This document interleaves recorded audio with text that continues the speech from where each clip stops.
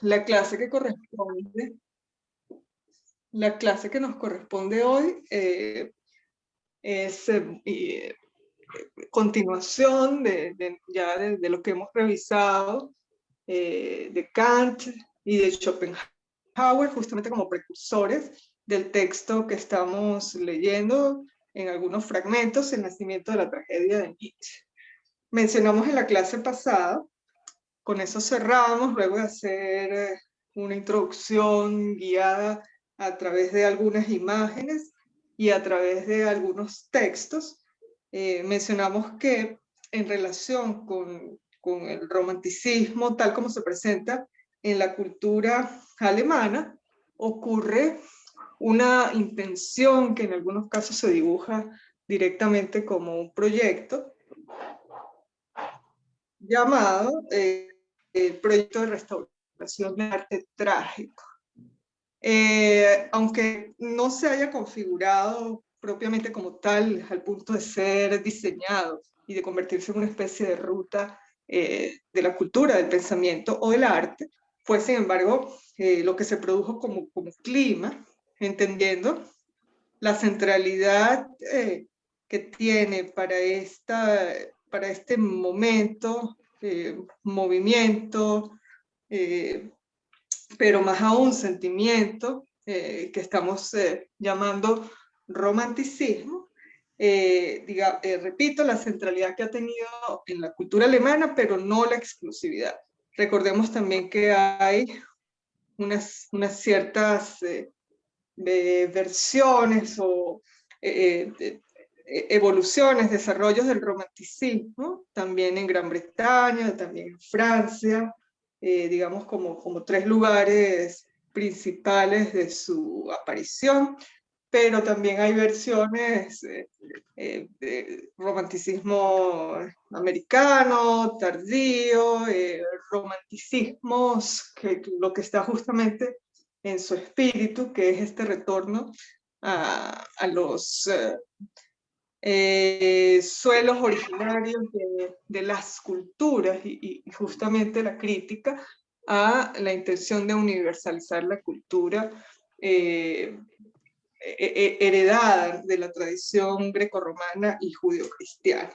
En este proyecto de restauración trágica, inscribimos autores como Goethe en su retorno sobre todo a el mito de Prometeo, en relación con ese cuadro que vimos al final de la clase pasada, como tres momentos de la cultura mítica en relación con los trágicos de la antigüedad griega. Un momento que estaba representado por Esquilo como el trágico, el autor trágico, quiero decir, que se vio sobre todo envuelto con la puesta en juego de la comprensión de los fenómenos a través de las fuerzas que ellos representan en personajes de magnitudes que sobredimensionan de alguna manera los límites humanos y en ese sentido en relación con el orden mítico de los titanes. Vimos también un segundo orden en relación con los olímpicos, representados sobre todo por las tragedias de Sófocles, donde justamente entra en juego esta noción de la medida, que la hemos visto reiteradamente desde Heráclito, pero que es justamente un criterio fundamental de lo que corresponde a la estética y de lo que corresponde al gusto, tal como lo define Hume, tal como lo define Kant, pero tal como se tiene el gusto justamente como el criterio de equilibrio y de discriminación de los matices, que sabe de alguna manera producir la justa medida, pero no en el sentido de la proporción en todos los casos, sino en el sentido de una combinación o composición tal de los elementos o de las fuerzas que en medio de su plasticidad las lleva a un cierto acuerdo que hace emerger, en este caso, la obra del arte. Entonces el gusto sería este criterio de medida relacionado con el orden de los olímpicos, tal como lo menciona también Hölderlin en una de las lecturas a las que nos acercamos, donde habla de la medida como el sentido de la belleza y como lo propiamente humano, es decir, una posibilidad que se da justamente en el orden del humano.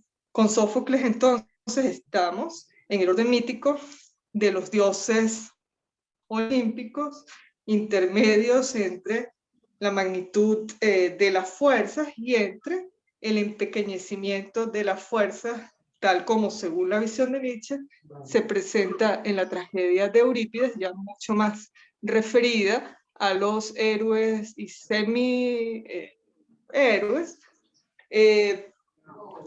perdón, a los dioses y semidioses y a los héroes sobre todo, entendidos ya en su sentido humano y sobre todo en su pertenencia y en su centralidad sobre la vida de dimensiones netamente humanas en relación con la polis, pero sin ese tipo de exaltación que produce el ideal que aspira a la divinización de lo humano, ¿no? Entonces Nietzsche nos presenta estos tres órdenes de las divinidades griegas para tratar con la tragedia, es decir, con el arte trágico, como un espejo en el orden de la composición artística, justamente como lo que él llama dentro de su filosofía la tragedia como espejo del devenir. Esta es una fórmula filosófica que él utiliza desde su juventud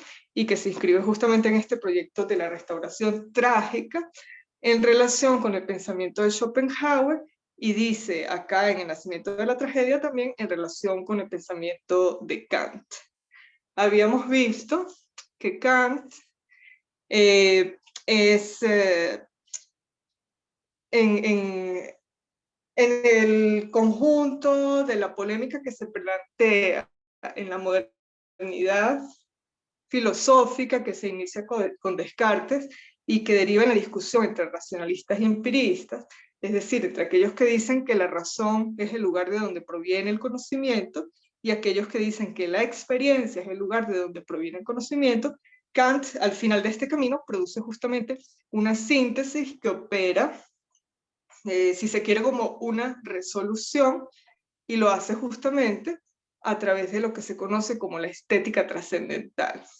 Esas son las páginas que les envié hace un par de días, solo en la intención de que conozcan la referencia teórica y de que amplíen quienes estén interesados. Lo que está en juego acá en este primer momento de la obra de Kant es justamente esta síntesis, pero también el inicio de una corriente filosófica que se identifica como idealismo y específicamente como idealismo alemán. Pero Kant es también el mayor representante del criticismo, ¿no? Recordemos que sus obras fundamentales se llaman La crítica de la razón pura, que es la primera, La crítica de las costumbres, que es la segunda de sus obras, referida justamente a este orden de lo ético, que es distinto al orden de lo moral. Lo ético sobre todo tiene que ver con el hábito y con las costumbres, con el ethos. Y la tercera crítica, que es la que nos interesa, que es la crítica del juicio. Ahora, ¿qué significa acá la palabra crítica? Kant, en vez de proceder por afirmaciones directas sobre los asuntos que quiere revisar, comienza con una especie de propedéutica, es decir, con una preparación que examina las condiciones de posibilidad de cada uno de los asuntos que está revisando. En la crítica de la razón pura, entonces, las condiciones de posibilidad de la razón. En la segunda crítica, las condiciones de posibilidad y de mediación de las costumbres. Y en el tercer caso, las condiciones de posibilidad del juicio, como una capacidad nueva introducida por Kant, como referido al sentimiento, y en particular al sentimiento de placer o displacer sobre el arte y sobre la naturaleza, pero sobre un tipo de arte en particular que él llama el arte bello. Entonces, en la primera crítica, en la de la razón pura, él establece que las condiciones de posibilidad de la razón, es decir, de esa capacidad que tenemos todos como humanos, que es una capacidad o una facultad del alma, ¿no? Para decirlo en lenguaje kantiano, las condiciones de posibilidad de aparición de lo que puede ser tratado y de alguna manera recibido por la razón son justamente el espacio y el tiempo. De esta constatación surge entonces lo que llamamos la estética trascendental. ¿Por qué estética trascendental? Justamente porque Kant nos está hablando acá de dos condiciones a priori. Lo que se llama a priori es justamente lo que defendían los racionalistas, los que consideran que los humanos estamos dotados de manera previa de unas ciertas capacidades e incluso de un cierto conocimiento que tenemos únicamente que descubrir o al cual tenemos que acceder, a la manera como, por ejemplo, pensaba Platón que el conocimiento es amnesis, es decir, es recuerdo en su traducción generalmente aceptada, pero es algo así con la A privativa en el término, junto al término amnesis, que significa olvido, es algo así como desolvido. Amnesis, recuerdo, ¿no? Se supone en el mito de las almas de Platón, por ejemplo, que hemos contemplado previamente la verdad, que hemos contemplado el orden total del conocimiento y que la experiencia humana consiste solamente en hacer el camino de retorno hasta esa contemplación pura de las ideas, ¿no? En este sentido, entonces, ya tendríamos incorporado todo el conjunto de lo que puede ser conocido, y el trabajo consistiría en esta reconexión digamos, en el trabajo para desocultarlo, para hacerlo nuevamente presente de manera consciente en el espíritu. En este sentido, Kant toma una posición intermedia, dice no hay propiamente un conjunto de conocimientos que estén allí dados de manera previa, pero lo que sí hay son unos a priori de la percepción, que justamente nos permiten captar los datos de la realidad, que nos permiten captar lo que es posible dentro de los límites de nuestra experiencia humana, y estos a priori de la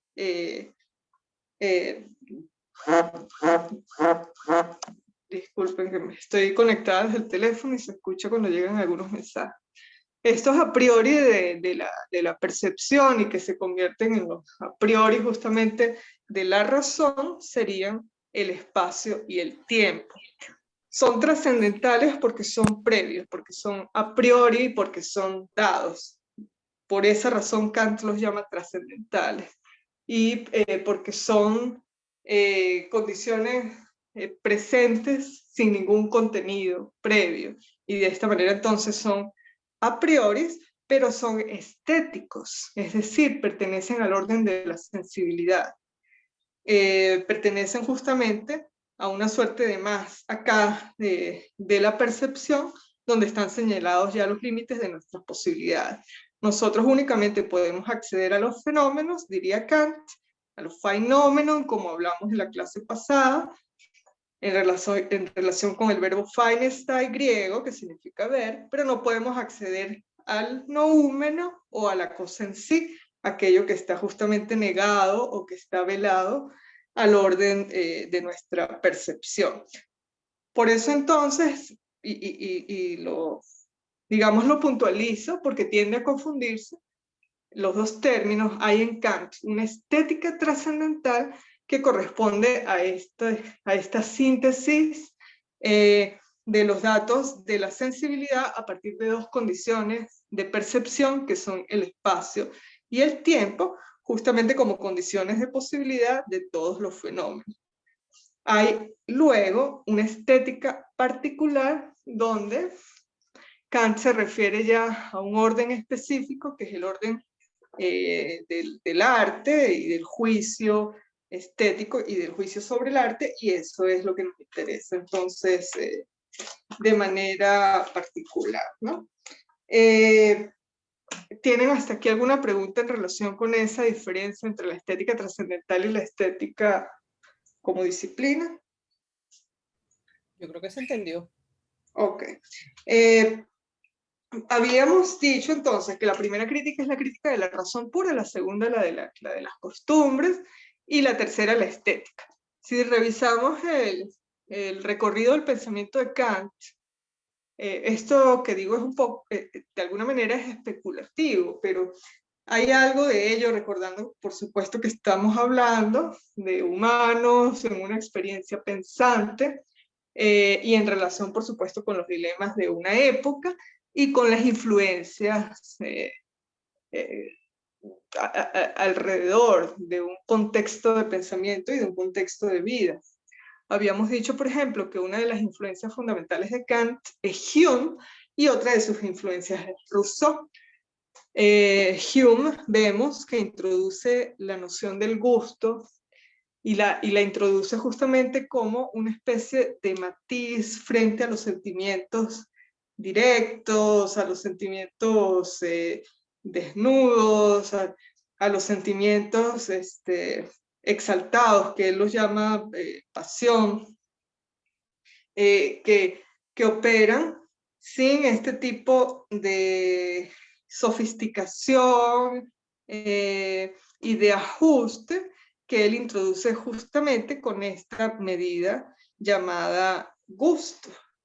Este criterio de ajuste es justamente lo que está presente también en el texto de Schiller, sobre el cual ustedes van a trabajar, que son las cartas sobre la educación estética del hombre, cuya hipótesis es precisamente esa, que no solo es posible, sino que es fundamental la educación de los sentimientos, la educación de la percepción, la educación de los matices estéticos, es decir, aquellos referidos al arte, referidos a la belleza, como parte de la experiencia y como lugar del cual pueden surgir precisamente las capacidades que permiten lidiar mejor con todos los otros órdenes de la convivencia, ¿no?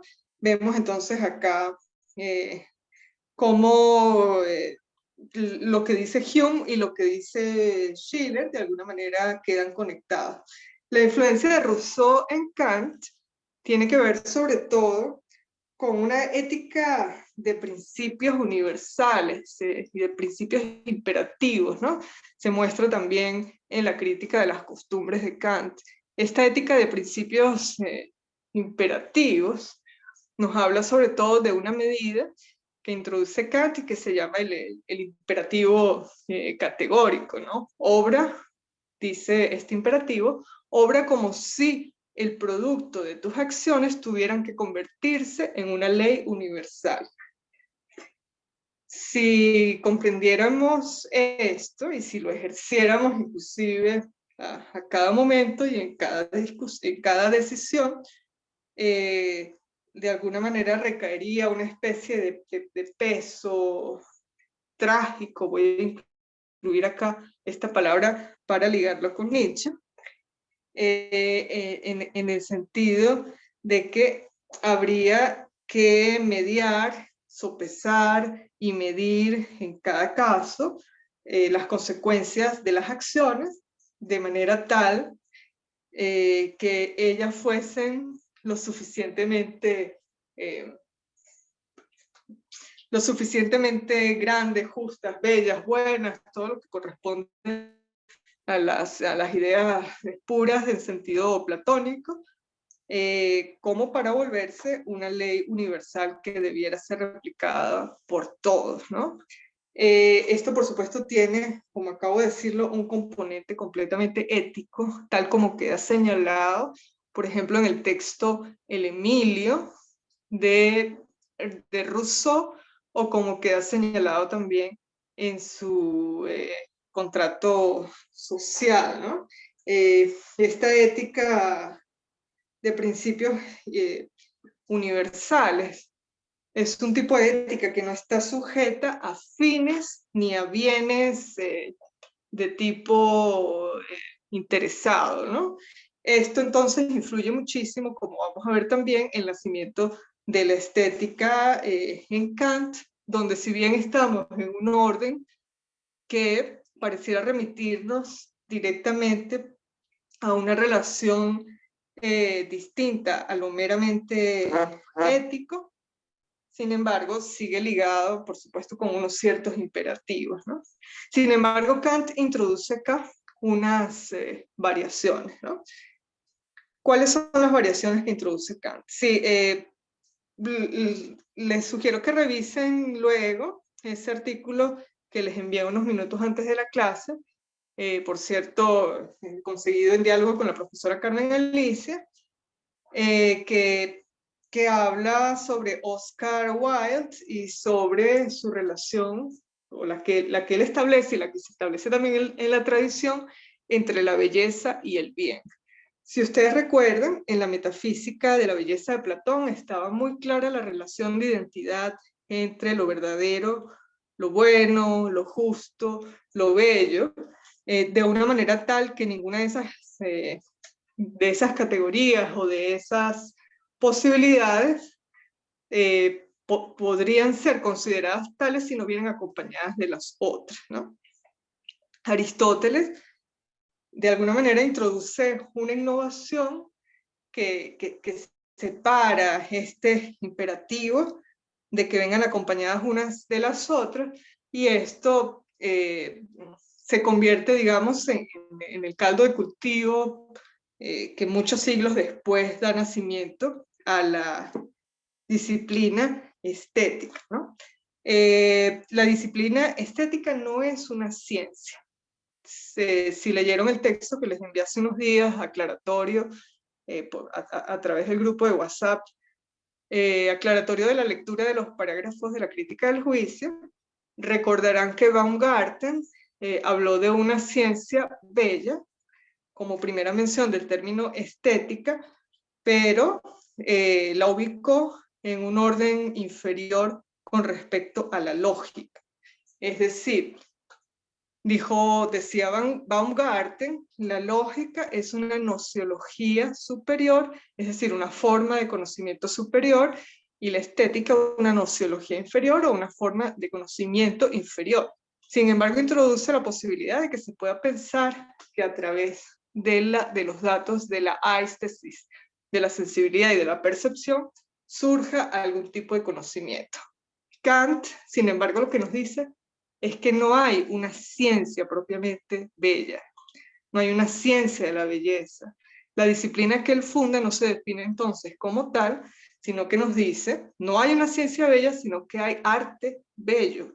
Y hay el juicio que corresponde al arte bello. El arte bello es el creado por el genio, y este juicio entonces, que es el objeto de la estética, es el juicio, es decir, la síntesis a priori, trascendental, a través de las prestaciones de nuestra percepción, que son el espacio y el tiempo, de todos los datos de la sensibilidad. Eso es lo que significa la palabra juicio. Juicio reflexivo quiere decir que de alguna manera retorna sobre sí mismo, es especulativo, es referido al pensar sobre el pensar, ¿no? Como una especie de círculo que se cierne sobre sí mismo, juicio reflexivo de gusto. El gusto entonces es esta categoría de medida, de peso, de matiz, que introduce justamente la innovación estética desde Hume en adelante, y con Kant como criterio fundamental. Juicio reflexivo de gusto sobre, referido a el sentimiento. El sentimiento entonces pasa a ser este orden reintroducido por el romanticismo, un orden que había quedado excluido como inferior, que había quedado excluido de alguna manera como engañoso, y como lugar en el que se enturbia el juicio y la lucidez del juicio puro de la razón, queda aquí entonces reintroducido, y en unas cualidades muy específicas que son sentimientos de placer o displacer. Es decir, un tipo de sentimiento que evalúa lo que nos gusta y lo que no nos gusta. Eso es lo que significa placer o displacer.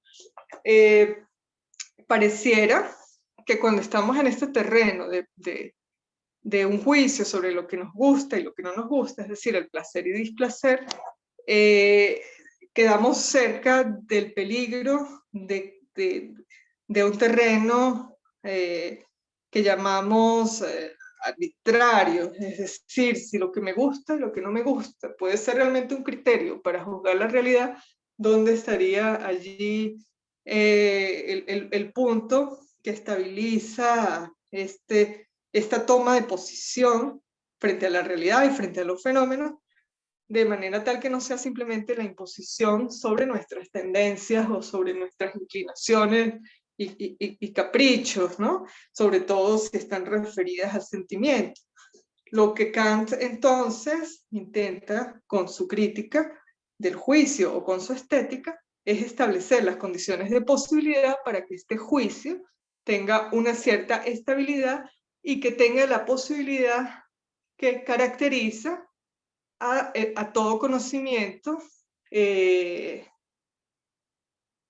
tiene este signo cercano al de la ciencia, ¿no? Recordemos de todas maneras que la estética no es una ciencia, pero que tiene este signo que caracteriza al conocimiento sometido al método, y es justamente su condición de universalidad. Lo que nos explica Kant entonces con su estética son las condiciones para que, si bien este juicio estético, que no tiene carácter propiamente de universalidad, pueda sin embargo ser comunicable a la manera como son comunicables los conocimientos de tipo universal. Y que sea comunicable, o que sea, como dice Kant, un tipo de juicio que tiene al menos pretensión de comunicabilidad, es lo que hace posible que nosotros estemos reunidos acá, por ejemplo, hablando de estética, o que sean posibles jurados de selección, jurados de premiación referidos al arte, o que haya consenso sobre lo que es arte, sobre lo que no es arte, que haya consenso sobre cuáles son las artes, cuál es el principio que las unifica, etcétera, ¿no? Si no hubiese una cierta estabilidad y consenso, no sería posible este lenguaje común que hace que el juicio estético sea comunicable.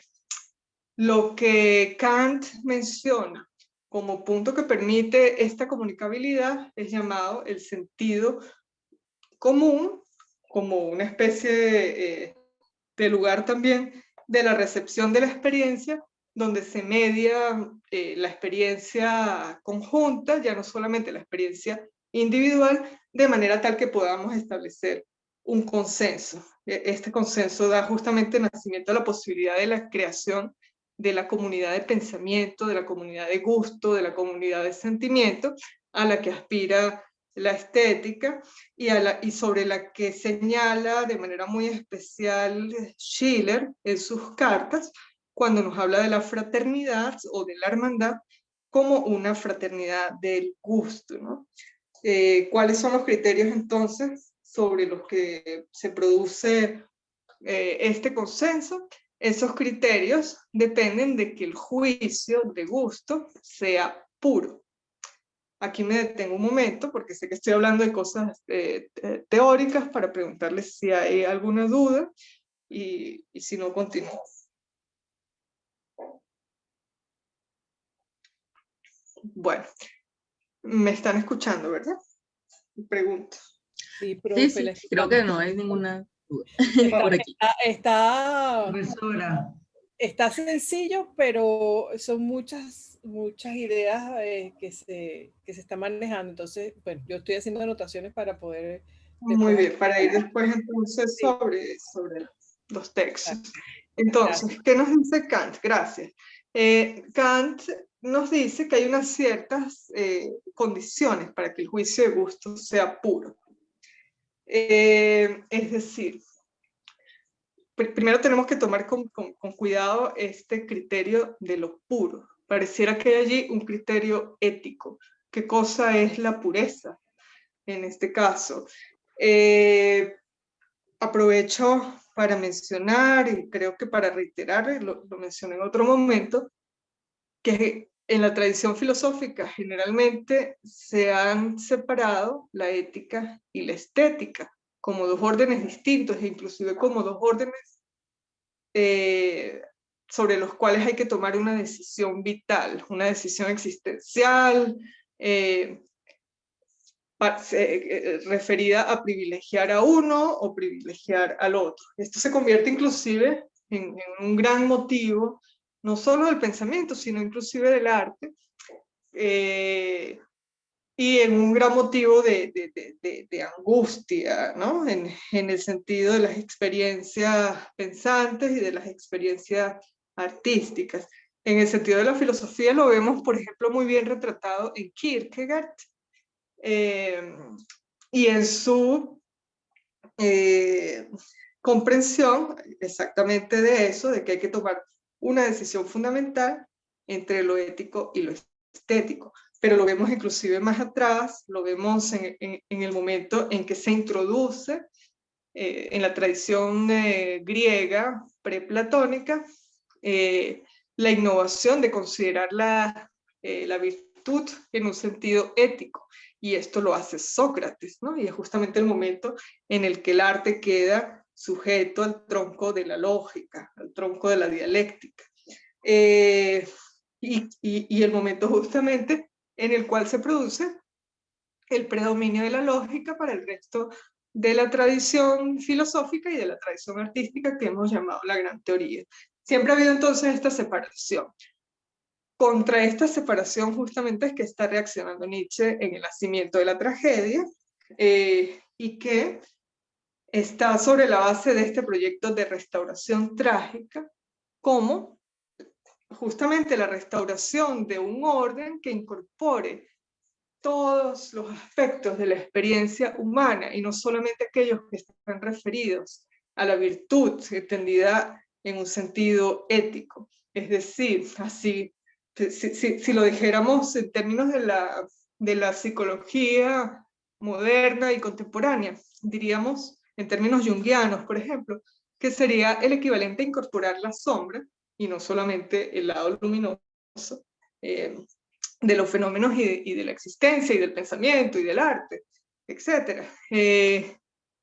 Por eso nos habla Nietzsche de dos principios, que no son solo dos principios mitológicos, sino también dos principios psicológicos, Apolo y Dioniso, y nos habla de la tensión necesaria entre ambos para producir el arte y el pensamiento más vital. Entonces, en esta separación de milenios entre los órdenes de la ética y los órdenes de la estética, surge Kant justamente a decirnos, tomando sobre todo el hilo de Aristóteles, cuáles son las condiciones de posibilidad para que el juicio de gusto sea puro. En la síntesis de los primeros parágrafos del 1 al 9, un poco en esa información que les envié como guía de lectura, Kant nos habla, a diferencia de la tradición platónica, que nos dice que la belleza tiene que ser a la vez buena, justa, verdadera, es decir, que nos habla de una identidad y de una necesaria concurrencia de todos estos elementos, nos dice Kant, por el contrario, que el juicio no debe estar referido o no debe estar sujeto a intereses por razones distintas a su propia naturaleza, es decir, a la propia naturaleza de la reflexión y a la propia naturaleza del arte del genio, es decir, del arte bello.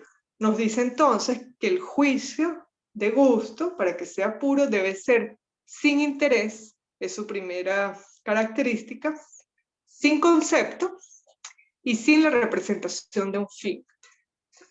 Voy a profundizar en esto. ¿Qué es lo que significa que el juicio sea sin interés? Sin interés por lo bueno, sin interés por lo que place, sin interés por lo que satisface, sin interés por lo que inclina, sin interés por lo bueno, por lo justo. Es decir, cuando estamos frente al arte, en el momento de producir el juicio estético, este juicio no debe producirse siguiendo nuestras inclinaciones, nuestro interés o nuestra tendencia hacia aquello que nos satisface. El juicio de gusto entonces debe ser desinteresado. Y este es uno de los elementos fundamentales de la estética kantiana, ¿no? Se llama así justamente el desinterés. ¿Qué cosa es esto?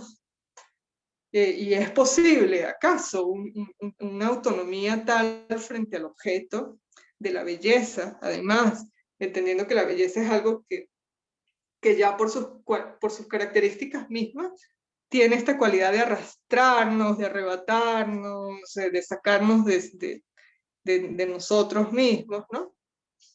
¿Cómo es que puede haber un juicio que se produzca entonces sin interés? Este es un asunto fundamental sobre el cual se producen tanto los acuerdos como los desacuerdos en relación con la estética de Kant. Debe ser entonces sin interés. La segunda característica debe ser sin concepto, es decir, el juicio de gusto no es un juicio de conocimiento. Aquí nos dice Kant específicamente esto. Pareciera que es cercano a lo que ha dicho el resto de la tradición filosófica. No puede surgir conocimiento del arte, pero Kant, sin embargo, nos dice algo adicional que abre la discusión y toda la posibilidad de pensar el arte en relación con el conocimiento. Kant nos dice, el juicio es sin concepto, no depende ni produce conocimiento, pero lo estimula. Y no solo lo estimula, sino es lo que más estimula el pensamiento. Es decir, este terreno del arte que se produce justamente, como lo vamos a ver más adelante, en el juego libre del entendimiento que corresponde a la razón con la imaginación, juego libre de la imaginación y del entendimiento, no produce conocimiento ni produce un juicio de conocimiento conceptual, pero lo estimula. Estas fuerzas vivas y esta relación de la razón con la intuición y con el sentimiento es justamente el oxígeno, si se quiere, de la experiencia pensante, de la razón, y el lugar donde se produce el mayor estímulo para el pensamiento, el mayor estímulo para la creación, y en última instancia, si pensamos la estética en un sentido amplio, el mayor estímulo para la vida. Entonces, el juicio debe ser sin interés, debe ser sin concepto y debe ser sin la representación de un fin, es decir, sin finalidad.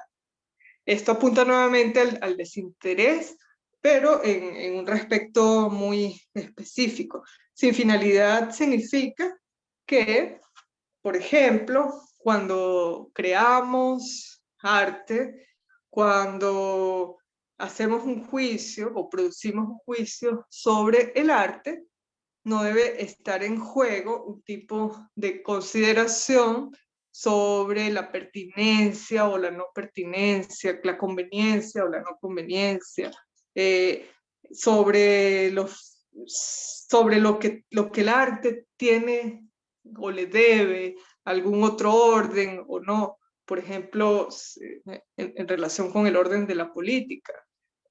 Un juicio sin finalidad y un arte creado sin finalidad sería justamente el que conserva su autonomía de libre juego en principio, pero su autonomía general comprendida como libertad, y que no surge para complacer algún tipo de imperativo externo al orden propiamente artístico. Es decir, aquí nos está hablando entonces de la inauguración de eso que se conoce como la autonomía del arte, como un orden específico, pero que sin embargo no está aislado del resto de la experiencia. Y aquí hay una inmensa paradoja, que la vemos también en Schiller, y la vemos también en general, en cualquier comprensión estética o estetizante del pensamiento y de la vida. Es decir, la defensa de la autonomía del arte, entendido como un orden que tiene sus propios códigos, que no debe responder a ningún otro imperativo, pero que sin embargo produce un diálogo y produce un tipo de fuerza que irradia sobre otros órdenes y que los influye y que los modifica, pero siempre y cuando no sea desde la finalidad de modificarlos, ¿no? Aquí hay una paradoja. Pero esto se produce justamente, y esto es un asunto maravilloso de la estética en relación con la modernidad, se produce justamente porque el juicio estético tiene esta cualidad de ser referido al orden del sentimiento y a una especie de comunidad y de fraternidad del sentido común,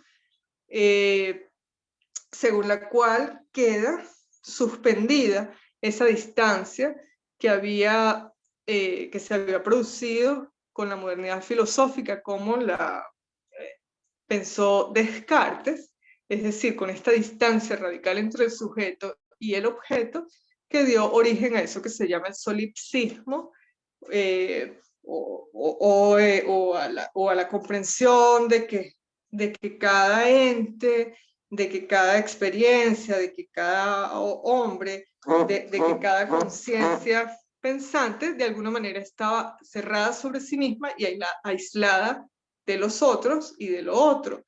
Por eso la distancia entonces entre objeto y sujeto que marca toda la modernidad y que permite esta división óptica del mundo, que Schopenhauer llama justamente el mundo de la representación, según el cual se comprende que toda la realidad es el objeto del yo que representa, ¿no?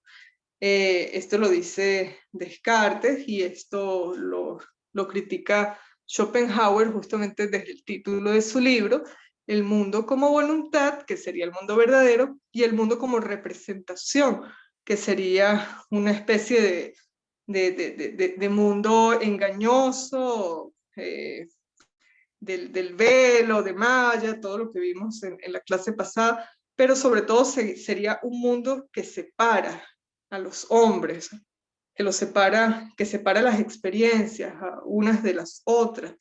Por eso Schopenhauer, junto con Nietzsche, junto con Schiller, pero en este caso Schopenhauer nos habla de la tragedia como el lugar en el que se puede producir nuevamente la posibilidad de la compasión, es decir, de la pasión que se siente en conjunto, que se siente con los otros, como el sentimiento, una especie de sentimiento de restauración de la unicidad humana, la unicidad de la experiencia, un sentimiento que de alguna manera restituye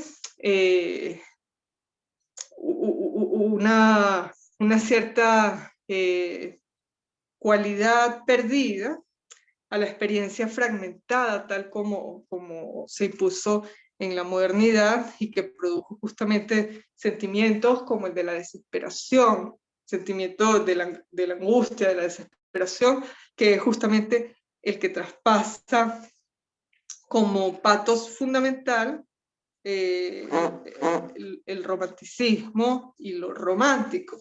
Acá, por el contrario, entonces, hay la referencia a un tipo de sentimiento, lo vemos entonces en Schopenhauer, de compasión, y lo vemos en Kant, por eso Nietzsche los llama a Schopenhauer y a Kant los precursores, o los filósofos trágicos por excelencia, previos a su comprensión de que es necesario el retorno al espíritu que dio origen al nacimiento de la tragedia.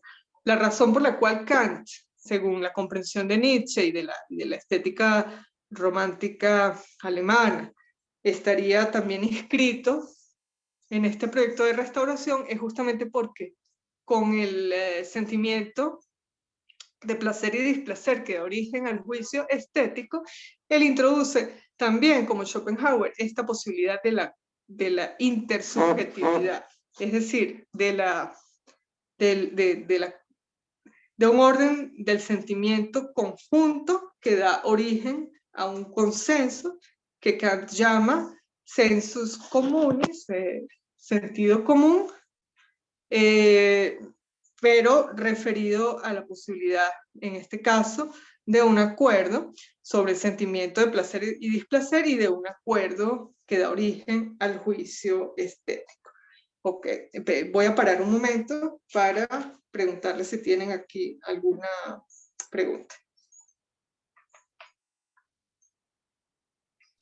Yo creo que vamos bien. Obviamente sí es, como Es decían denso, antes sí. todos, es denso, pero está claro. Muy bien, esto sobre todo son las claves para que entonces ustedes puedan leer con las indicaciones que les había enviado previamente los parágrafos específicos de la crítica del juicio. Bueno, con esto hemos estado hablando de los parágrafos del 1 al 9, sobre todo donde Kant nos habla de estas condiciones del juicio puro, de las capacidades del alma, de por qué lo bueno y lo bello están unidos al interés y a la satisfacción, y de por qué el gusto debe ser, el juicio de gusto debe ser desinteresado. En el parágrafo 9 propiamente, Kant nos habla de que lo bello es lo que place sin concepto y universalmente. Más adelante, en el parágrafo 15, por ejemplo, nos habla de cómo el juicio de gusto es independiente del concepto de perfección. En el 17 nos habla de cómo es independiente del ideal de belleza propiamente, ¿no? En el parágrafo 20 nos habla de esto que hemos llamado el sentido común, o que él llama, mejor dicho, el sentido común. Y luego a partir del parágrafo 23 tenemos lo que se llama la analítica de lo sublime, donde Kant introduce ya no solamente lo que corresponde a lo bello, sino lo que corresponde a un sentimiento que marca profundamente el romanticismo, que es justamente el sentimiento de lo sublime, ¿no? Kant nos habla de dos formas de lo sublime. Uno es lo sublime dinámico, una de esas formas es lo sublime dinámico, y la otra es lo sublime matemático. Recordemos que Kant en la crítica del juicio hace también una distinción entre arte y naturaleza. Acá en la analítica de lo sublime, de alguna manera ellas concurren nuevamente, pero en referencia a un tipo de sentimiento que excede los límites de la representación humana de los fenómenos, que son justamente los límites del espacio y del tiempo. Entonces, en el parágrafo 28, lo sublime dinámico referido a la naturaleza nos habla justamente de esta experiencia frente a las fuerzas superiores que exceden nuestras facultades de representación y que se presentan como grandes obstáculos frente a los cuales todavía mantenemos la distancia contemplativa, pero que tienen esta cualidad de amenaza, de destrucción potencial, y que deja o nos deja a los humanos en una cierta posición de reducción, de pequeñez, ¿no? Este sentimiento de lo sublime dinámico, de lo que ya hablamos antes, porque es justamente lo que queda más representado como imagen, por ejemplo, en la pintura del romanticismo. Este sentimiento entonces se presenta específicamente frente a la naturaleza. Se llamaría entonces de lo sublime dinámico de la naturaleza.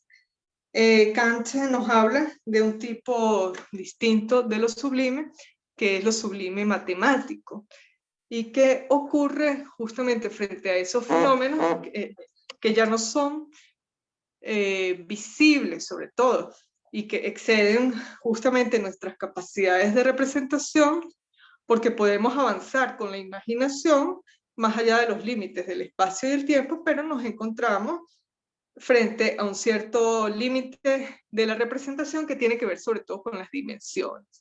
Esto ocurre, por ejemplo, cuando comenzamos a abrir el zoom de la percepción, para mantener la metáfora óptica, inclusive la metáfora panóptica, y entonces comenzamos a hacer abstracción y a comprender que estamos nosotros como particulares en un cierto lugar, pero si ascendemos un poco con la mirada, entendemos que estamos en otro contexto, que estamos, por ejemplo, en una zona de la ciudad, y luego que estamos en una ciudad en su conjunto, y que estamos en una región, y que estamos en un país, y en un subcontinente, en un continente, en un hemisferio, en una mitad del planeta, en un sistema solar, en una galaxia, en un sistema de galaxias, etc. Y vamos entonces alejándonos hasta el punto en que las dimensiones se vuelven ya irrepresentables según los límites de nuestra percepción, y nos encontramos entonces frente a un abismo de la representación. Es básicamente eso. Un abismo de la representación en el cual simplemente la imaginación ya no opera y nos produce una especie de cortocircuito que produce el sentimiento de asombro, que también es lo propiamente filosófico o uno de sus orígenes, pero que nos produce o nos puede producir este sentimiento de lo sublime, ¿no? Esto es digamos, es algo muy presente en este momento de la cultura, a partir de los años 90, por ejemplo, cuando se han puesto en órbita mecanismos ópticos de registro de imágenes del cosmos, ¿no? Del universo, lo que llamamos universo.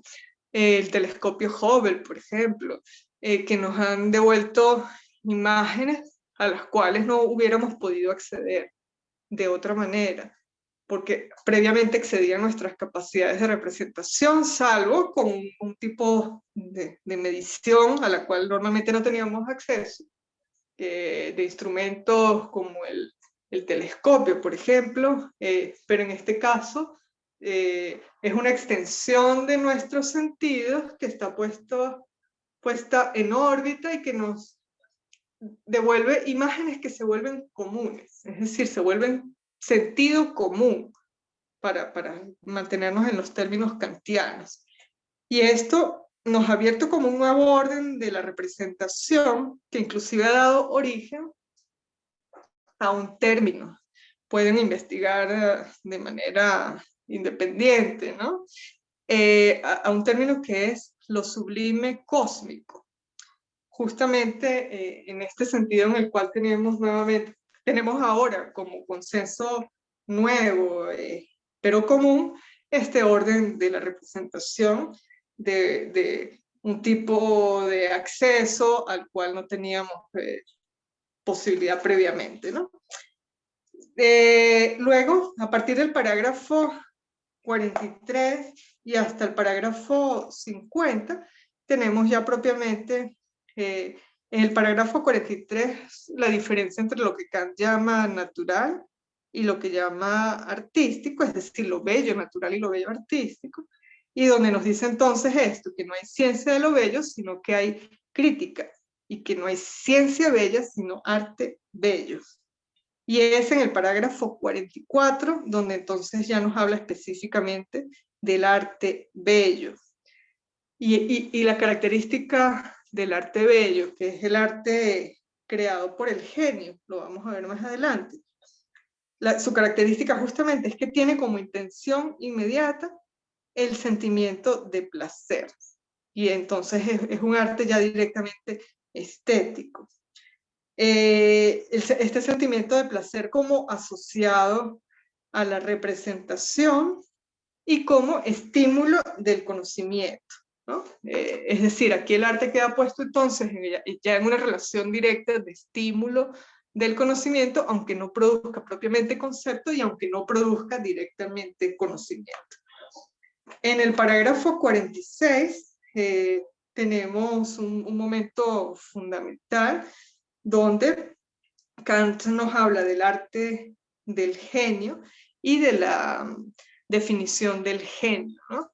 Esto marca profundamente no solo la estética, sino la cultura artística del romanticismo en adelante, y se convierte como en el signo fundamental del arte y de la estética, hasta muy entrado el siglo XX, inclusive en algunos casos del siglo XXI.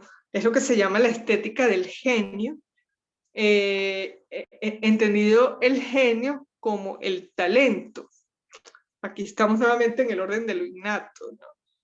El talento innato que le da su regla a la arte. Esto sería entonces la definición de genio, el que le da su regla al arte, es decir, el que a través de un don recibido, que no está repartido de manera democrática, vamos a decirlo un poco como lo diría Descartes, que no está repartido entre todos los hombres, sino que es una especie de distinción recibida, ¿no? A través de este talento, hay ciertos humanos que son capaces de crear reglas en el mundo de la naturaleza, tal como las crea el hacedor, es decir, el Dios, la divinidad, el creador, como queramos llamarlo, depende de la tradición en la que nos ubiquemos, y que de alguna manera hace que el artista se convierta entonces en una especie de sustituto de esa divinidad en la tierra, porque justamente puede imitar el proceso de creación. En este sentido entonces se produce, y es parte de lo que critica Nietzsche en su texto, se produce una negación, como ocurre en la Ilustración, una negación del orden divino, un giro hacia lo humano, pero para producir como una especie de divinidad nueva, que en este caso es intramundana, que está representada por el artista, y para producir entonces una especie de metafísica de artista, según la cual este pasa a ser el sucedáneo, el simulacro, el que emula a la divinidad, pero ya no en un sentido, ya no entendido en un sentido peyorativo, como lo entendía Platón, sino justamente en un sentido que deja al artista como centro y como fundamento de la cultura.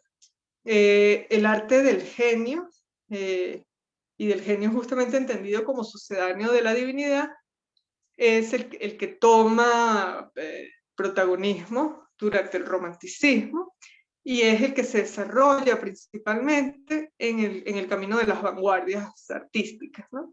Se desarrolla inclusive al punto de volverse en algunos casos caricaturesco, ¿no? Este asunto de la figura del genio. Pero sin embargo es el rasgo fundamental y esto es algo que no place mucho a Kant en su momento, pero es el rasgo que se toma fundamentalmente y que marca y que distingue la modernidad, que distingue el paso del romanticismo al postromanticismo como la primera vanguardia y que se convierte en un criterio para juzgar la creación artística, ¿no? Entonces, este don, este talento que da su regla al arte, que es propiamente el genio, tiene unas ciertas características. Eso está también allí en el parágrafo 46. El genio, que es este don encarnado en algunos humanos, produce o tiene como características la originalidad, la ejemplaridad, la expresión y la universalidad. La originalidad es justamente esta cualidad para crear lo nuevo. Vamos a ver que en adelante, no solamente en el arte, sino inclusive en la ciencia y en el resto de la cultura, se produce una especie de imperativo por lo nuevo, por lo original, que se convierte siempre como una especie de carrera constante de la cultura.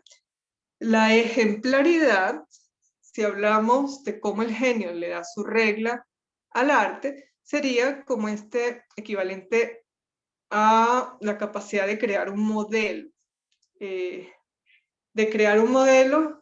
se convierta en lo que quiere ser emulado por los otros, ¿no? Y esto da origen a esa noción de lo que llamamos los clásicos, ¿no?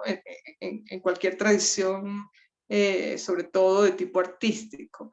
Los clásicos son justamente estos modelos que parece que han captado el espíritu de una época, que son como una suerte de cápsulas del tiempo, y que se convierten en los hitos de la historia del arte, en los hitos de la historia de cualquier rasgo de la cultura, como representantes ejemplares de una tradición y de una época en relación a su contexto, por supuesto, pero también en su propio valor como objeto de creación.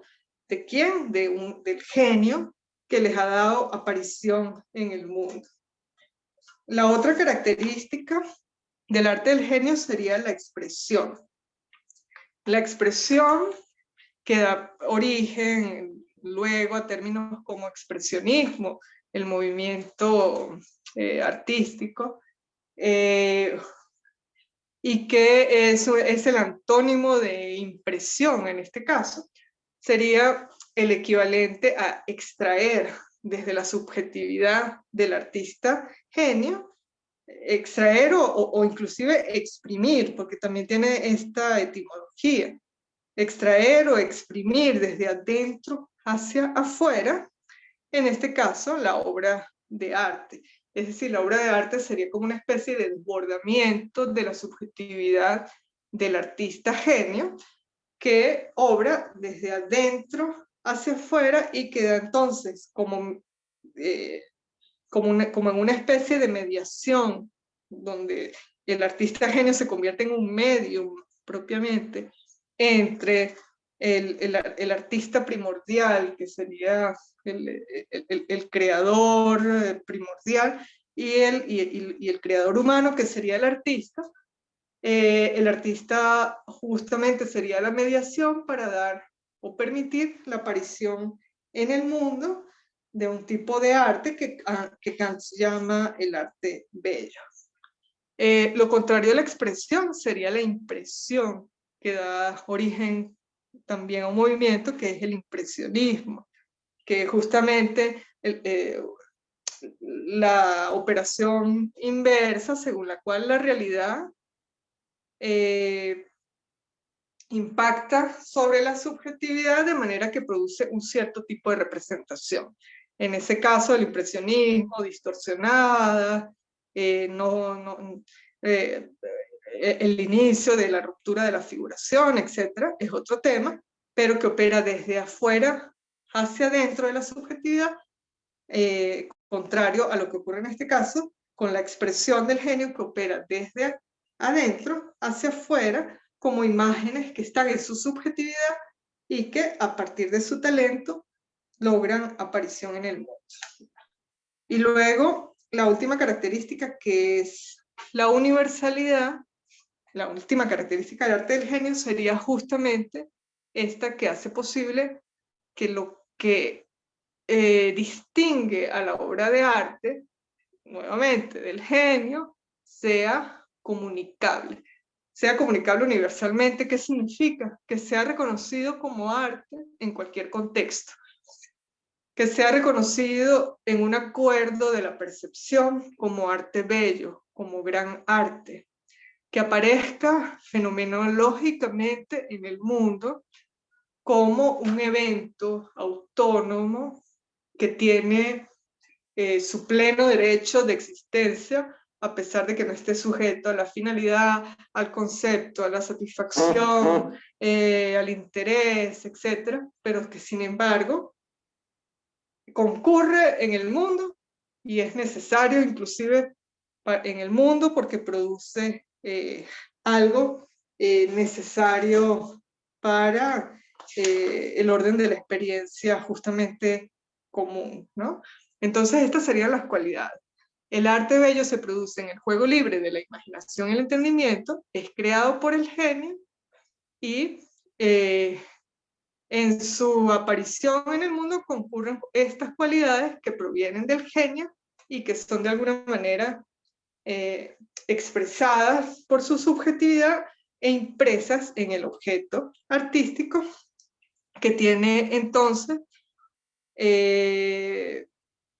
en esta impresión logra lo que se llama en lenguaje estético su aura, es decir, su singularidad, su unicidad, su carácter especial dentro del resto de los fenómenos y actividades humanas, y algo así como su carácter justamente de objeto sagrado, por esta sustitución que se produce de la divinidad por el genio en la cultura moderna y específicamente en la estética.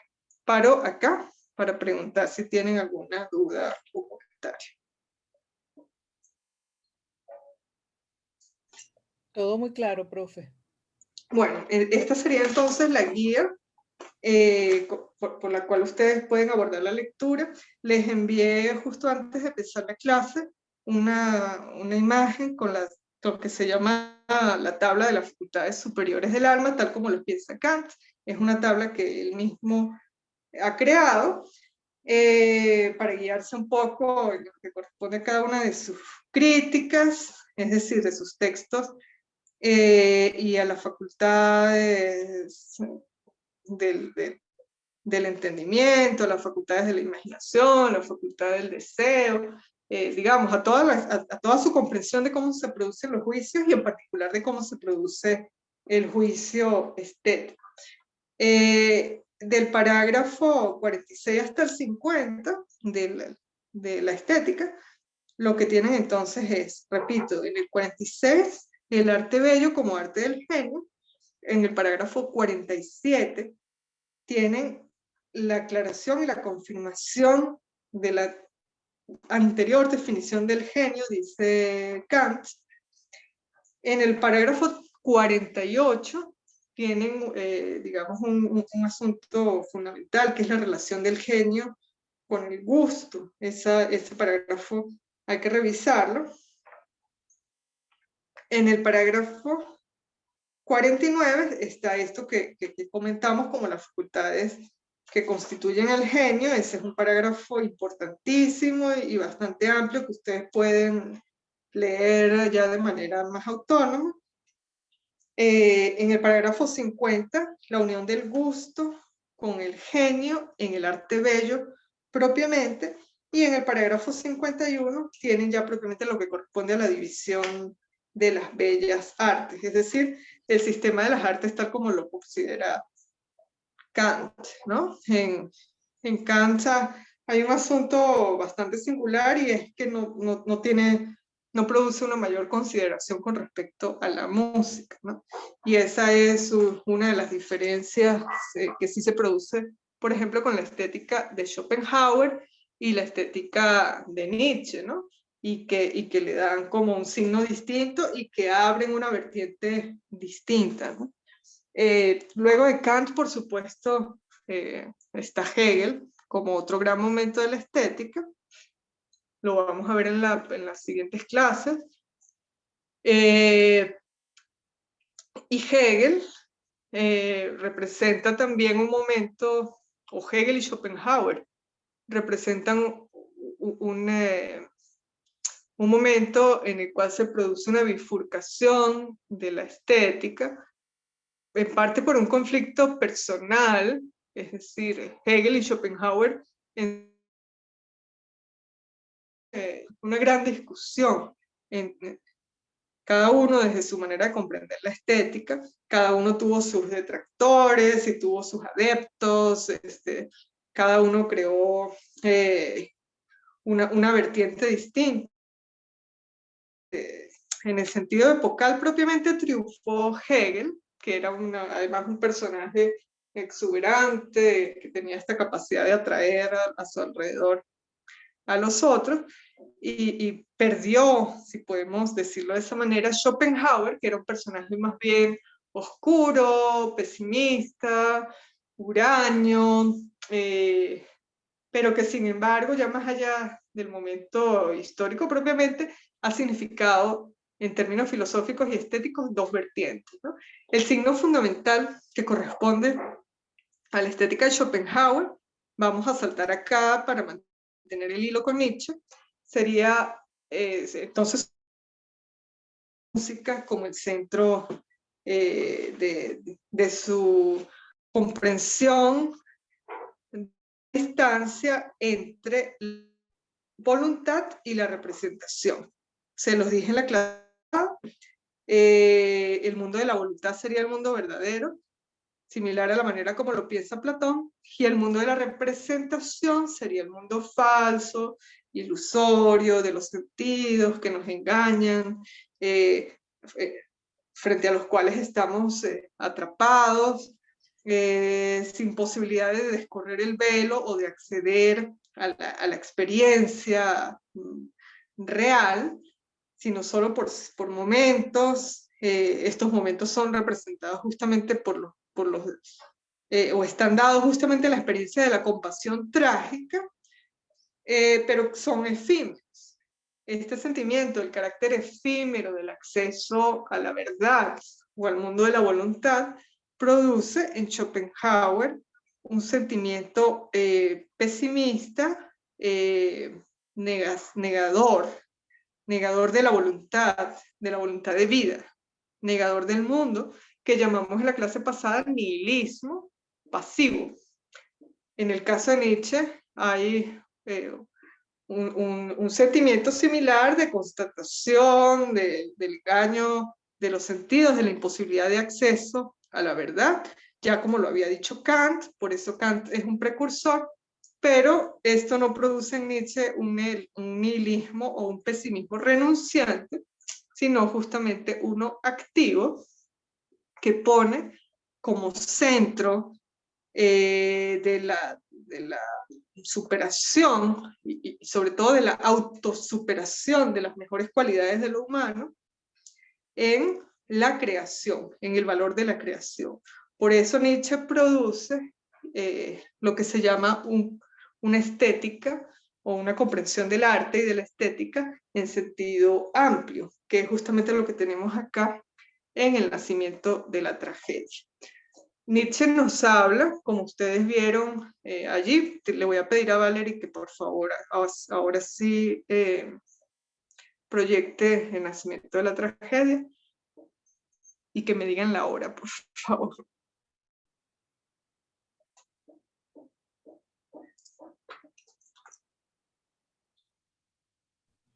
Son las 10:55, profe. Ok, tenemos 5 minutos. Perdón, Okay. es que no me podía desmutear, perdón. No, tranquila, tranquila. Bueno, Claudine tiene la mano levantada en el Zoom. No sé si tenía algo pendiente que decir. ¿tienen alguna pregunta? Sí, hola, ¿cómo está, profesora Hola. Fabi? Ok, ¿cómo estás?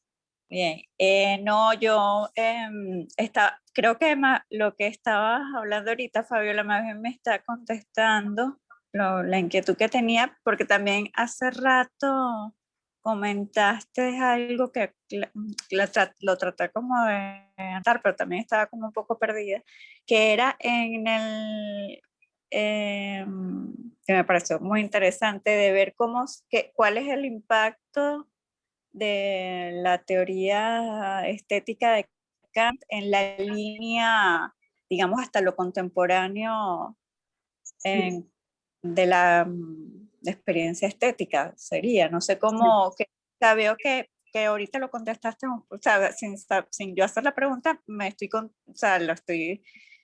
respondiendo con lo que estás diciendo, que también Nietzsche toma mucho de esa, o no sé quién es, posteriormente y hasta ahora, cuál sería el impacto de esa teoría kantiana, ¿no? Digamos que eso Sí, sería lo que me quedó como esa en el sería aire. la pregunta. Sí. Que No, también, la teoría kantiana, perdón, ¿tienes algo más? Sí.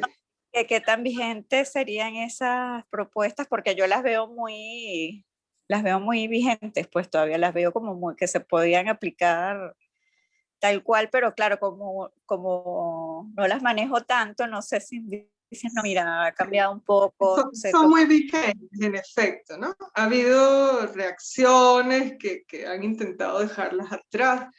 En algunos casos, todo el camino de la vanguardia, de las vanguardias históricas, intentan reaccionar también contra el clasicismo, porque al final Kant es sobre todo un ilustrado. Son las apropiaciones de los románticos lo que lo convierten de alguna manera en el centro también del romanticismo, pero él propiamente es más ilustrado.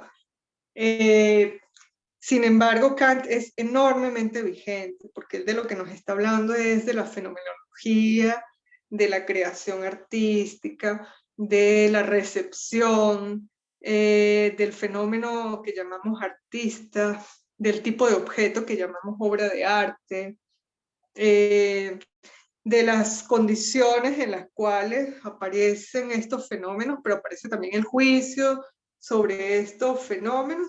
Y bueno, los humanos básicamente somos bastante estables en nuestras capacidades perceptivas, de conocimiento, etc. Entonces, este tipo de comprensión no pierde vigencia en ese sentido fenomenológico y en ese sentido de lo que implica la comprensión de cómo ocurren los eventos que están directamente relacionados con el arte y con el juicio estético. Ya los que están más centrados a las comprensiones culturales de las épocas, esos sí van perdiendo vigencia, pero lo que más vigencia ha tenido es lo que corresponde al arte del genio, ¿no? Por eso es muy importante detenerse allí, porque a pesar de que las vanguardias trataron de reaccionar contra la doctrina kantiana, sobre todo contra todos los imperativos de la razón, por supuesto con unas ciertas justificaciones, ¿no? Recordemos que las vanguardias artísticas son sobre todo movimientos de entreguerras o que surgieron desde el principio del siglo XX, finales del XIX y principios del XX, como unos ciertos tránsitos por supuesto, de la cultura, del arte, pero sobre todo como señales del desencanto, de la experiencia humana, que dan origen, por ejemplo, al simbolismo como una especie de intento de reencantamiento de la realidad, pero que ocurren en este tránsito de inicio del siglo XX, las primeras vanguardias, hasta ese momento de ruptura que implica la Primera Guerra Mundial, y luego son movimientos de entreguerras hasta lo que corresponde a la Segunda Guerra Mundial. ¿Qué es lo que está en juego en estos tránsitos? Son justamente el crecimiento de unos fenómenos que de alguna manera se venían anunciando como monstruos de la razón y que quedan y que hacen su aparición completa como sistemas totalitarios, por ejemplo, si hablamos en el orden de la política, con todas las consecuencias humanas que produjeron. Entonces, lo artístico en este caso ha obrado como una especie de premonición de lo que se venía gestando. En ese sentido, las vanguardias reaccionaban contra aquello que consideraban excesivamente racional, a pesar de que Kant, sin embargo, estaba introduciendo el orden del sentimiento, pero fue recibido sobre todo desde su concepto del genio y sobre todo desde el despliegue de las consecuencias del arte del genio, propiamente en las vanguardias, ¿no? Sin embargo, si revisamos los manifiestos artísticos de las vanguardias, vemos, por ejemplo, el manifiesto surrealista, los escritos Dada, inclusive el manifiesto futurista, ya sea por reacción o por acuerdo, tienen siempre una especie de reacción contra la doctrina kantiana y contra la manera de comprender el arte en este sentido, que ya sería considerado clásico, ¿no? Kant, sin embargo, sigue teniendo una inmensa vigencia, a pesar de que después se producen críticas directas, inclusive desde la filosofía. El mismo Nietzsche, lo vamos a ver más adelante, se distancia luego de Kant, se distancia luego de Schopenhauer, pero sin embargo sigue estando enormemente vigente. El arte no se comprende, eso sí, ya no se comprende solamente como el orden de lo bello. Ese es el camino que ocurre desde el postromanticismo en adelante, que produce justamente como una ampliación del círculo de la interpretación de lo que puede ser considerado bello. Y en ese sentido muchas otras cosas quedan incorporadas a la noción de lo bello, incluido lo feo, lo bizarro, lo problemático, etcétera, ¿no? Pero eso ya es otra discusión. Sin embargo, Kant está enormemente vigente al punto de que una de las estéticas en sentido filosófico, ¿no?, más actuales lo reivindica, y es ese texto de Gadamer que vamos a ver al final, que se llama La actualidad de lo bello, justamente, que es un retorno a Kant, pero a un Kant actualizado en diálogo con los fenómenos contemporáneos. Para responderte, entonces, Claudine, Kant está enormemente vigente en la comprensión de lo que es el fenómeno artístico, pero en unos diálogos abiertos donde es posible estar de acuerdo o contradecirlo, pero donde es necesario en todo caso conocerlo, porque es el asunto central de la discusión estética y de las teorías del arte. Yo quisiera agregar algo, profe. Sí. Ya. Sí, bueno, quería agregar que si bien es cierto que en estos inicios se plantea la estética como algo inferior a la lógica o a las otras ciencias, Sí. todos estos estudios, todos estos planteamientos, estas categorizaciones que hace Kant incluso, ¿no?, que la vigencia es plena, ayudan a que se configure las ciencias humanas en ciencias no exactas. O sea, están las ciencias exactas. Ciencias del espíritu. Sí. Exacto, que son las ciencias exactas. Hay las ciencias exactas, que son las ciencias científicas, pero están las ciencias inexactas, que son las que estudiamos acá, que a pesar de no ser concluyentes, y gracias a Dios que no son concluyentes, tienen sus propios parámetros, establecen sus propias pautas para las investigaciones, para llegar a avanzar en los estudios y en la producción de conocimiento. O sea que no son ciencias inferiores, pues. No son inferiores, son tan y son justamente un lugar en el que nos encontramos de una manera más viva, en el sentido de la experiencia, ¿no? Y donde, a pesar de que no existe esta exactitud de la que tú estás hablando, hay, sin embargo, la posibilidad de los consensos. Ajá. Y por lo tanto, eso que se llama, al menos genéricamente, la universalidad, ¿no?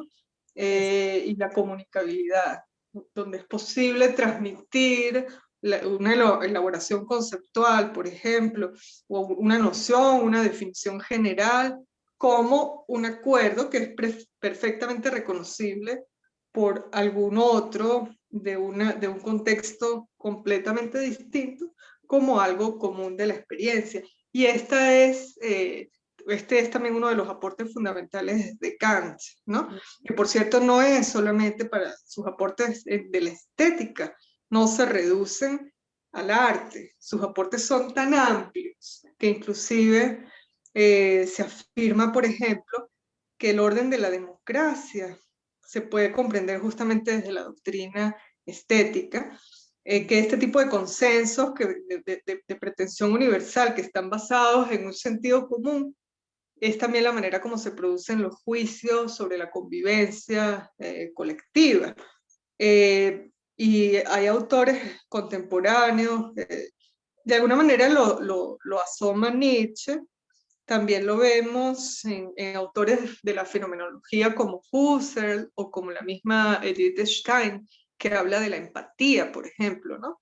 Como un orden en el que se encuentra la posibilidad de ponerse en el lugar del otro, pero lo vemos también en autores como Heidegger, como el mismo Gadamer, pero de una manera muy especial en Hannah Arendt, quien nos dice directamente, y no por un capricho de su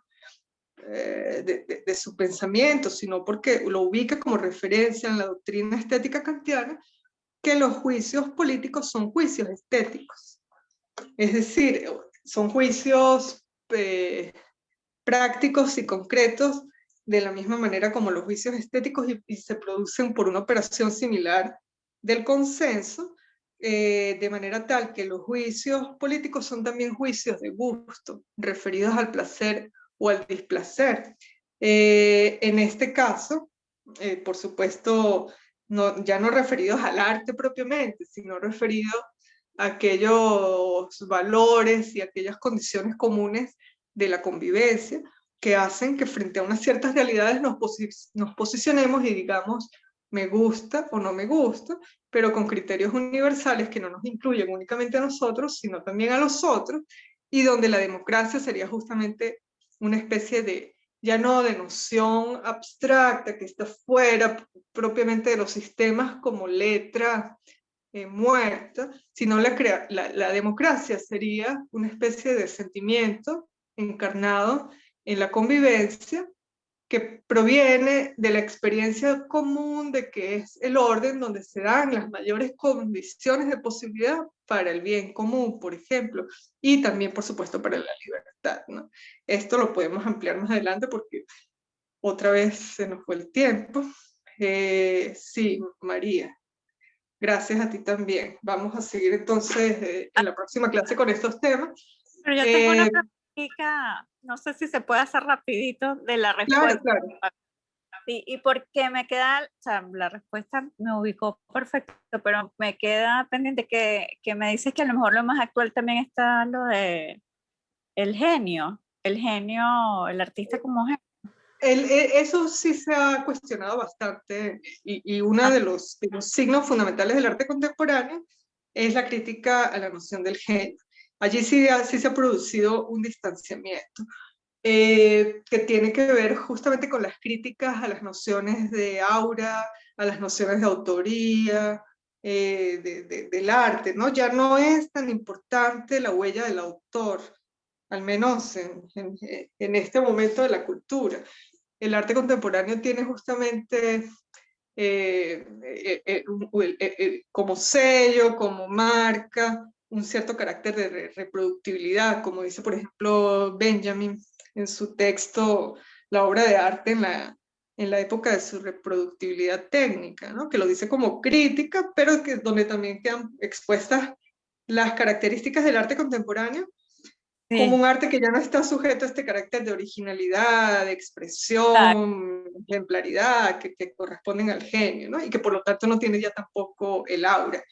Si vemos los procesos de creación del arte contemporáneo, vemos también que tienden a ser mucho más colectivos, tienden a ser más como realización, a la manera, por ejemplo, del cine, que esa relación que comprendíamos un poco como el momento sagrado de la creación artística, del artista frente a su materia prima, modelando un objeto donde quedaba encarnada su subjetividad. En este sentido, entonces, la noción del genio sí ha quedado bastante desplazada, pero otros aspectos de la comprensión de cómo se produce el evento artístico, la creación artística, la recepción, de la obra de arte, ya sea que se haya desplazado, porque, por ejemplo, hay momentos distintos de la estética que se pueden comprender desde el artista, que se pueden comprender desde el espectador,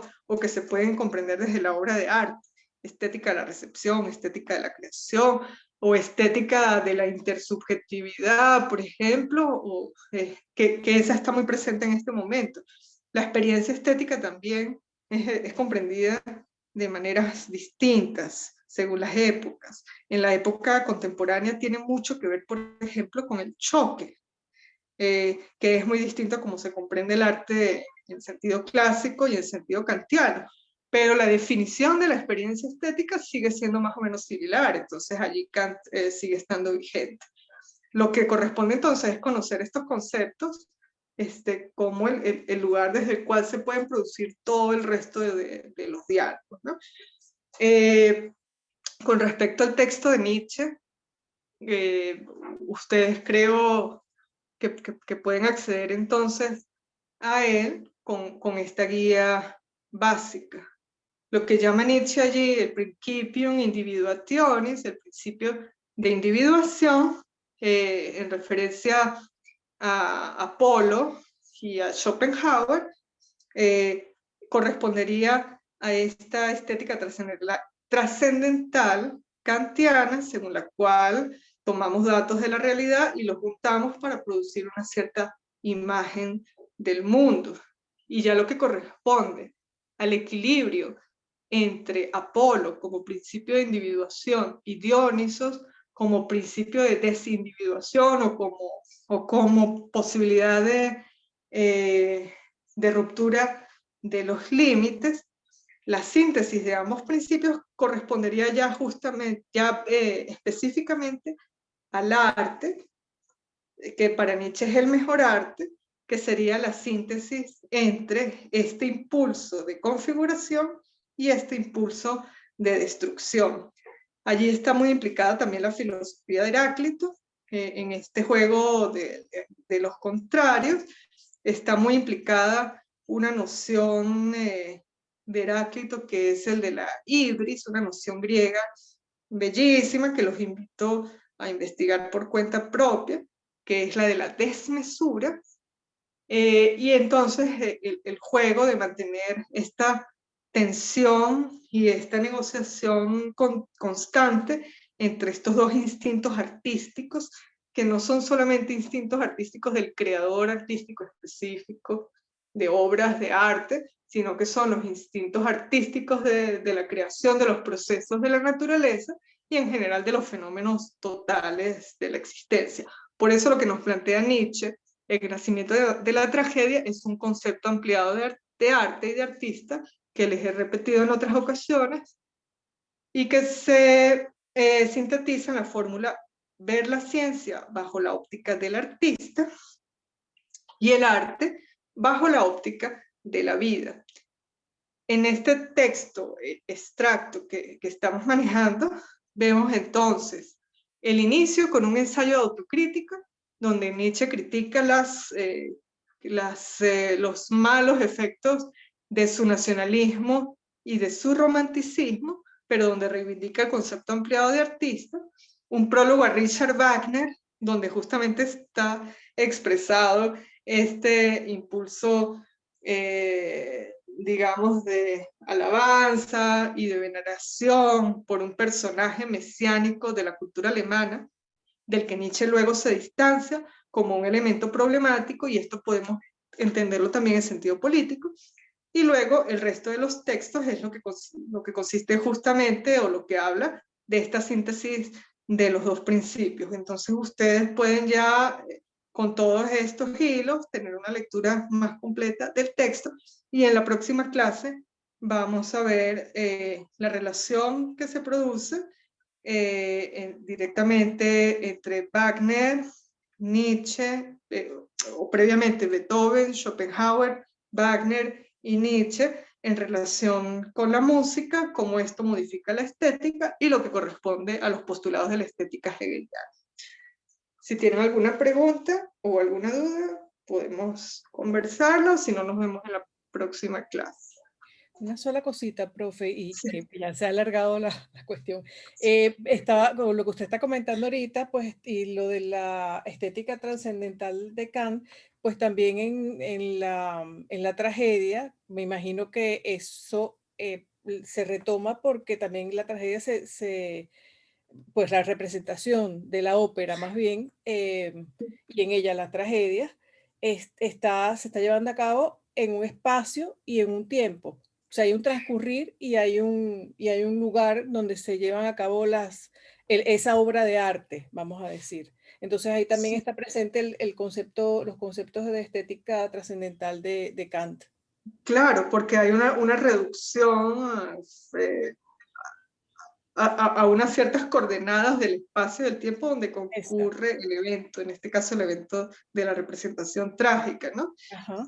Por eso justamente es que Nietzsche considera la tragedia como el mejor espejo del devenir, lo llama de esa manera, porque también tiene opera por esta forma de como encapsular el tiempo, una especie de corte del tiempo y del espacio en cuanto a la representación, desde un inicio y desde un final hasta un final, donde se pretende que queda expuesto en su totalidad todos los hilos de un cierto transcurso de la experiencia humana, pero ocurriendo frente a la mirada que contempla, ¿no? Entonces sí, allí ese es un muy buen ejemplo de cómo se juega en el caso de la representación trágica con el espacio y el tiempo. Pero les recuerdo que cada una de las artes puede ser pensada de esta manera, con un tipo específico de juego con el espacio y el tiempo. Esa es una invitación también, ¿no? A que piensen cómo la música o la arquitectura o la poesía o el teatro o la danza o el cine juegan con el espacio y con el tiempo. Buenísimo, buenísimo. Muchísimas gracias. Gracias a ustedes también. Nos vemos en la próxima clase. Saludos, Gracias, Valerie.